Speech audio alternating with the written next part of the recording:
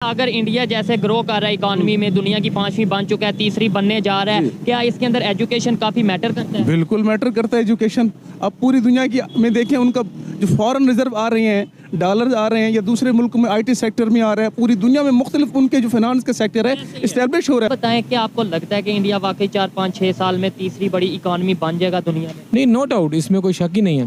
क्यों करे, ऐसी इदारे नहीं है पाकिस्तान में। हमारा बच्चा मैट्रिक कर रहा है, ओ लेवल कर रहा है, कुछ भी नहीं, इंडस्ट्री तो है नहीं, टेक्निकल इदारे है नहीं। उन्होंने हमें कहीं पर रखा ही नहीं है। उन्होंने सबसे ऊपर रखा जो है चाइना को, उसके बाद अमेरिका को और उसके बाद रशिया को।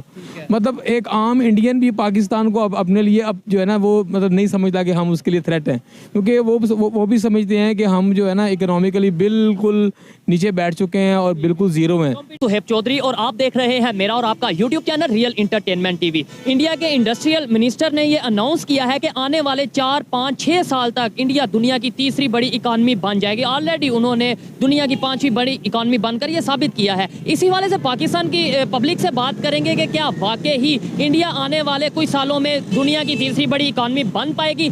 वालेकुम सलाम। आपका नाम? मेरा नाम मोहम्मद आसिफ। क्या करते हैं आप? मैं एजुकेशन में हूँ। एजुकेशन में टीचर हैं या? बिल्कुल टीचर है, जबरदस्त। बड़ा अच्छा लगेगा आपसे बात करते हुए, काफी नॉलेज होगा आपका। टॉपिक जिस पे डिस्कशन कर रहे हैं आज वो ये है कि दुनिया तेजी से ग्रो कर रही है टेक्नोलॉजी में, इकोनॉमी में, ओवरऑल पाकिस्तान डिफॉल्ट कर रहा है। क्या वजह है पाकिस्तान के डिफॉल्ट होने?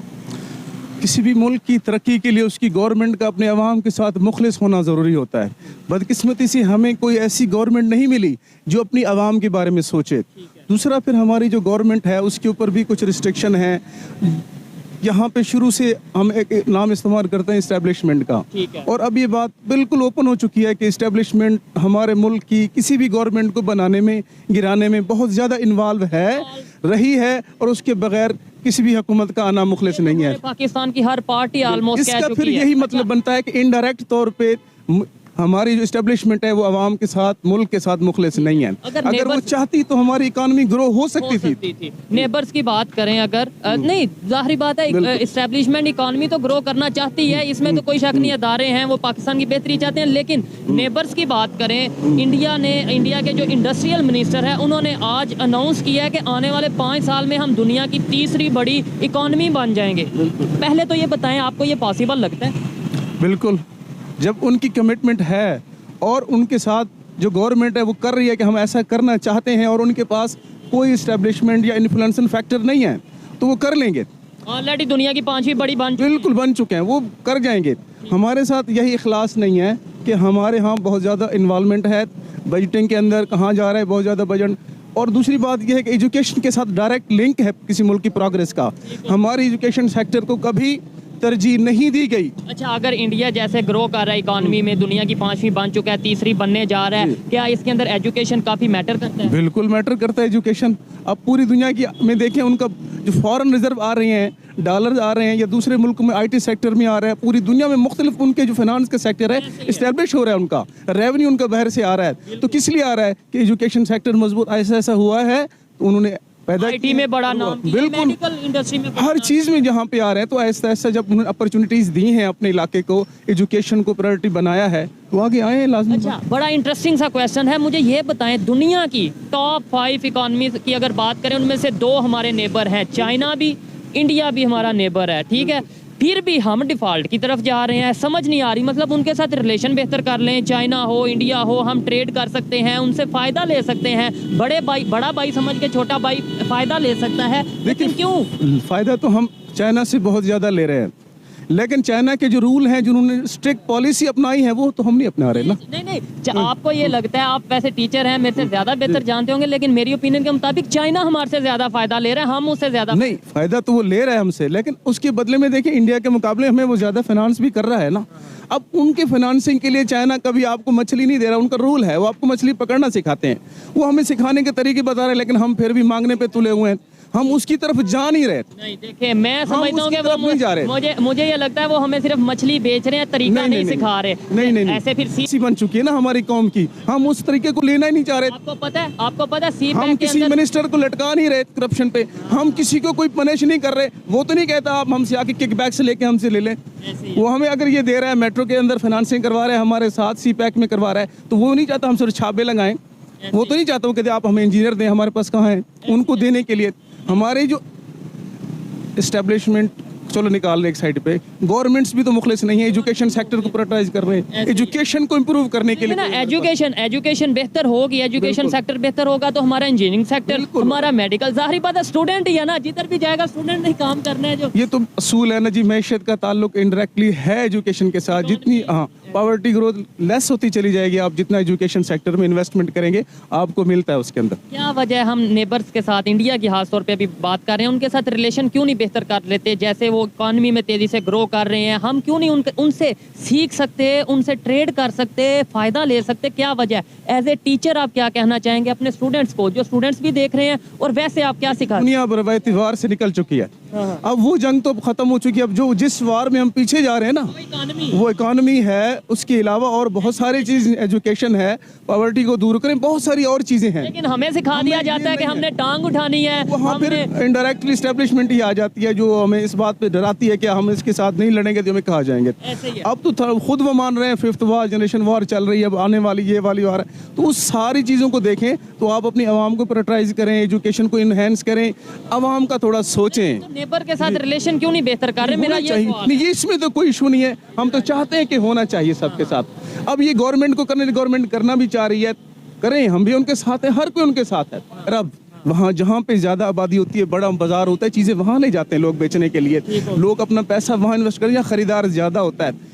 उस निस्बत से अगर आप ये कहें कि आप सिर्फ इकोनॉमी और पॉपुलेशन के हवाले से सिर्फ आप मुकाबला करेंगे, आप नहीं कर सकते। नहीं, मैं तो ये नहीं कह रहा। एजुकेशन सेक्टर को इम्प्रूव करें, टेक्नोलॉजी को इम्प्रूव करें। ऐसी इदारे नहीं है पाकिस्तान में, हमारा बच्चा मैट्रिक कर रहा है, ओ लेवल कर रहा है, कुछ भी नहीं, इंडस्ट्री तो है नहीं, टेक्निकल इदारे है नहीं। पाकिस्तान में अक्सर के पूरी दुनिया में महंगाई हो रही है, जिस वजह से पाकिस्तान में इकोनॉमिक क्राइसिस आ रहे हैं, आप इसके ऊपर क्या कहना चाहेंगे? देखिए, किसी हद तक तो बात बिल्कुल ठीक है कि दुनिया में जब से कोविड आया उसके बाद बड़ी बड़ी इकॉनमी और जो बड़ी बड़ी एम्पायर्स थी, जो अपने आप को इकॉनमी की किंग समझती थी, वो भी कोलैप्स की। ठीक हो गया, तो रिसेशन का शिकार हुई और सारा इस तरह का मामला हुआ, उसमें उसके असरात भी रहे पाकिस्तान। लेकिन पाकिस्तान में मिस मैनेजमेंट भी अपने एतबार से हमेशा से रही है। और सवाल ये है कि अभी जो हमारे नेबर है इंडिया, उनके जो इंडस्ट्रियल मिनिस्टर हैं, उन्होंने अनाउंस किया कि हम आने वाले 4-5 साल में दुनिया की तीसरी बड़ी इकॉनमी बन जाएंगे। वो भी तो इसी दुनिया में आते हैं इंडिया वाले, वो कैसे ग्रो कर रहे हैं, उनकी इकॉनमी कैसे ग्रो कर रही है? कोरोना उनमें उधर हमारे से शायद ज़्यादा आया था। नहीं, यही मैंने बात की ना कि पार्टली तो ये बात कही जा सकती है कि मतलब सारी दुनिया में है महंगाई, लेकिन यहाँ पर मिस मैनेजमेंट भी बहुत ज़्यादा हुई। जो टाइमली डिसीजन होने चाहिए थे वो नहीं हुए, और हर चीज़ जो है वो कंप्रोमाइज़ है, और बहुत सी चीज़ों के जो है ऐसे इन्फ्लुएंस हैं जो कि नहीं होने चाहिए।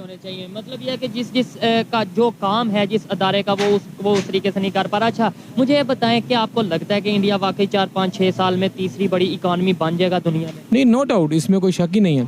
मैं आपसे अपना एक सर्वे शेयर करता हूँ, जो मेरी इन्फॉर्मेशन है। एक सर्वे हुआ इंडिया में और उन्होंने पूछा कि आप ये बताएं, अब अपने लोगों से पूछा कि आपके लिए सबसे जो मतलब बड़ा ख़तरा आपके मुल्क के लिए क्या है। तो एक आम आदमी का ख्याल होगा कि हमारे साथ ज़ाहिर है उनकी एक पूरी हिस्ट्री है, मतलब जो सारा हमारा तो जंगें हो चुकी हैं, तो उन्होंने हमें कहीं पर रखा ही नहीं है। उन्होंने सबसे ऊपर रखा जो है चाइना को, उसके बाद अमेरिका को, और उसके बाद रशिया को। मतलब एक आम इंडियन भी पाकिस्तान को अब अपने लिए अब जो है ना वो मतलब नहीं समझता कि हम उसके लिए थ्रेट हैं, क्योंकि वो भी समझते हैं कि हम जो है ना इकोनॉमिकली बिल्कुल नीचे बैठ चुके हैं और बिल्कुल जीरो हैं, कंपटीशन में हमें ला ही नहीं रहे। अगर यही सर्वे सेम पाकिस्तान में कर लिया जाए, यहाँ के लोगों के साथ कर लीजिए, ये लोग तो शायद सुन रहे हैं तो मतलब कुछ और बात कर देंगे, अदरवाइज वैसे ही जाके किसी मार्केट में सर्वे किया जाए तो क्या कहेंगे पाकिस्तानी? डेफिनेटली वो इंडिया के बारे में बात करेंगे कि इंडिया जो है हमारा सबसे, यहाँ इसराइल है या अमेरिका है, लेकिन देखें ना वो हमें कहीं रीड ही नहीं करते, कहीं रखते ही नहीं है, कहीं हमें लेबल ही नहीं करते कि ये हमारे लिए सबसे बड़ी, क्योंकि उनको पता है कि ये बेचारे खुद भीख मांग रहे हैं, बार बार IMF के पास जाते हैं और सारा मामला है। ठीक है, आपने बोला नो डाउट वो बन सकते हैं अगर एफर्ट करें, तो क्या अजीब नहीं है कि दुनिया की तीसरी बड़ी इकॉनमी पावर जो बनने जा रही है, चाइना दूसरी इस टाइम है, मतलब बड़ी बड़ी पावर्स हैं, वो हमारे नेबर में है, एक ये बैठा एक ये बैठा, और मार्केट भी दुनिया के पहले नंबर पे जो मार्केट है इंडिया, वो हमारे साथ, और हम जो उनसे डिफॉल्ट हो रहे हैं बजाय उनसे रिलेशन बेहतर करके उनके साथ आगे बढ़ने के। देखिए रिलेशन बेहतर होने चाहिए, हमारा मज़हब भी यही कहता है। और देखिए हमसायों का बड़ा हक है, अगर देखा जाए वो भी हमारे हमसाए हैं। अल्लाह के नबी ने ये थोड़ी कहा है कि अपने हमसाया देखें, आपका हमसाया मुसलमान है या यहूदी है। उन्होंने कहा हमसाया है और उसका राइट है, तो वो भी पे उन्होंने तो बकायदा कहा है नॉन मुस्लिम के साथ ट्रेड करो, उन्होंने तो खुद एग्जांपल सेट की है। देखिए ये चीज़ें डिबेटेबल इश्यूज हैं, लेकिन ये इक्वालिटी बेस पे होनी चाहिए। मतलब वहाँ से भी तो विल होनी चाहिए ना, वो आपके पीठ पे छुरा घोंपते रहे और आप इस तरफ से ये बात करते रहे कि जी हम ट्रेड करेंगे, ये करेंगे। ट्रेड हमारी मजबूरी है। अभी आपने एक मिनट पहले बोला कि वो तो हमें अपने किसी कंपटीशन में लाते नहीं है, और दूसरे नंबर पे आप कहें कि वो पीठ पे चूरा खोबे, ऐसे थोड़ा सा ये तो फिर जो बात है वो कंट्रोवर्शियल सी नहीं, कंट्रोवर्शियल नहीं है। देखें वो इसलिए हम हमें नहीं लेके आते। मैंने आपको बताया कि हम इकोनॉमिकली मैच नहीं करते उनके साथ। तो फिर वो क्यों हमारे पीठ पे चूरा खोबेंगे? मतलब उनका तो मुकाबला ही अमेरिका या चाइना के साथ है। खुद ही आप कह रहे हैं वो हमें कहीं गिनते नहीं है, हमें कहीं कंपटीशन में नहीं लाते। आखिर देखें हमें वीक करने में उनका राइट, उनका हाथ तो है ना। अब आप अपनी सारी वो जो इंटेलिजेंस की आप जो है मतलब रिपोर्ट्स निकाल लें, वहाँ पे सेल काम करते हैं जो यहाँ पर कालाबाग डैम बनने नहीं देते। आपके जो मतलब पॉलिटिशियन है उनके ऊपर वो इन्वेस्ट करते हैं, तो आपके लॉकडाउन होने में उनका भी रोल है। ये नहीं है कि आप उनको बिल्कुल इस सारी पॉसिबिलिटी से बाहर निकाल सकते हैं। मान लिया, एक मिनट के लिए मान लिया कि भाई वो हमारे पॉलिटिशियंस को खरीदते हैं या उन पे इन्वेस्ट करते हैं, जो आपने बोला, तो वो पॉलिटिशियन कहाँ के होते हैं? डेफिनेटली पाकिस्तान। तो कसूर किसका ज्यादा होगा? देखें हमारा कसूर है। जिस तरह मैं अभी फिर एक कोट करूंगा कि टीपू सुल्तान ने एक बात की थी, उसने कहा था जी हमारी सबसे बड़ी बदकिस्मती ये है कि हमारी माओं ने चंद गद्दार पैदा कर दिए हैं। और उसके बाद दूसरा जाफर, मीर उन्होंने सादक, बोला ये कि अंग्रेज की सबसे बड़ी खुशकिस्मती ये है कि उसने उन गद्दारों को पहचान लिया। तो ये सारे लोग बातें कह गए, कोई एनालिसिस की जरूरत नहीं। अगर थोड़ा सा भी नॉलेज और बैकग्राउंड हिस्ट्री हिस्टोरिकल नॉलेज हो ना, तो हम ये